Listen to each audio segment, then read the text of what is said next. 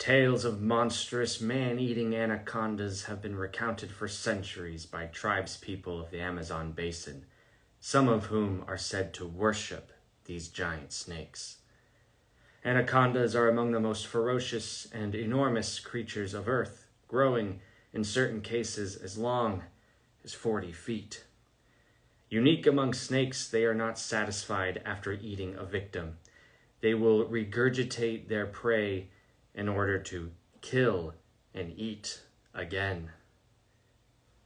Anaconda, 1997. This is Camp Kaiju. I'm going to run down the good, the bad, and the downright campy from this 90s giant creature feature movie starring Jon Voight, Jennifer Lopez, Ice Cube, Owen Wilson in a very small early role. What I just read was the opening prologue of the movie. So I'm jumping the gun, and I'm just going to say that that is one of the campiest parts of the movie. Not the prologue itself, it's fine if you have one, but the language it uses and the way it builds up the mythology of the anaconda and lets you have some really dubious scientific know-how when it comes to snakes. I don't know if anacondas have gotten up to 40 feet. Someone check me on that.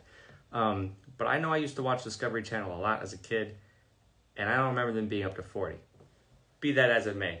The good with this movie is its tone of campiness and horror and action. The movie, if you haven't seen it in a long time, it may surprise you with actually how knowing it is with its humor. It is a good, bad movie, if you will, because it knows what it's doing. It literally winks at you at one point. No spoilers there. So the bad is something like, the CGI of the snake doesn't exactly hold up. That's a little too cheesy. The good is that the practical effects of the snake really hold up. That's another strength of the movie. I'm going back and forth here, but so another weakness would be Jon Voight's performance. Not his performance per se, but his accent. He puts on a Uruguayan dialect that really kind of comes off as a bad Marlon Brando impression. So that was a little hard to get beyond for 90 minutes. Now, the good with Jon Voight is his ham. My God, he was clearly given free range by the director as clearly the biggest name in the movie. He was just given free range. He's like, John, do whatever you want. I'm not going to stop you. So he puts on a bad accent, but he also acts the hell out of this character. He's like a hunter, tribesman. Turns out he's the bad guy in the movie. It's less about us versus the snake and more about us versus this psycho we've brought on to our boat deep in the Amazon rainforest. So he leans into this devil character. Wow, it is at times insane and weirdly effective.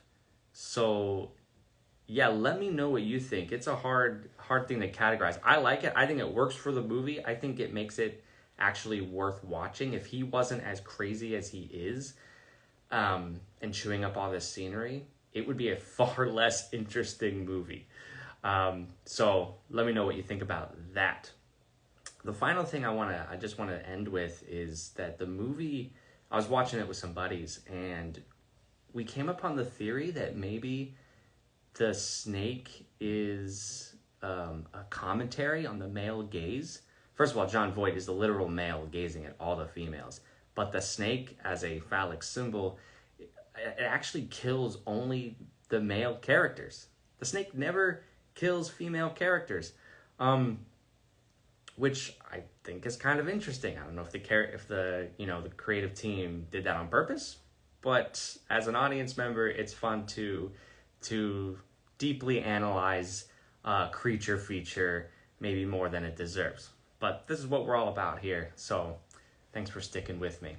Some other things, buy a cool Camp Kaiju t-shirt. October's coming up. We're going to have some other fun designs for the t-shirts. So DM me if you have any questions about that. Thank you for engaging. If you have Letterboxd, I've got a whole bunch of other reviews from other movies I'm posting on there all the time. So engage there, engage here, engage everywhere. And thanks. On Thursday, I'm going to have another video. I'm going to try to do a video on Jaws the Revenge, which is a bad movie about a giant shark. So catch that, and I'll see you around.